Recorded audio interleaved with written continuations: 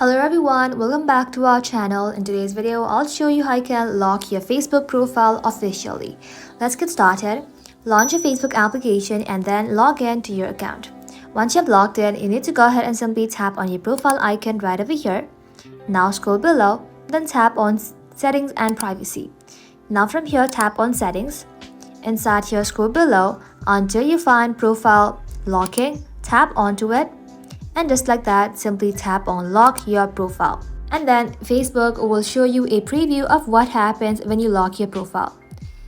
Strangers will only see a limited version of your profile or post. So confirm it by tapping on lock your profile.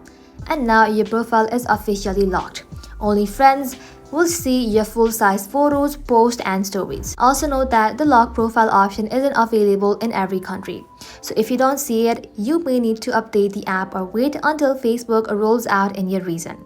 And that's it. That is how you can officially lock your Facebook profile for more privacy and control. I hope this video was helpful. If it was, leave a like and sub, and I'll see you in the next one.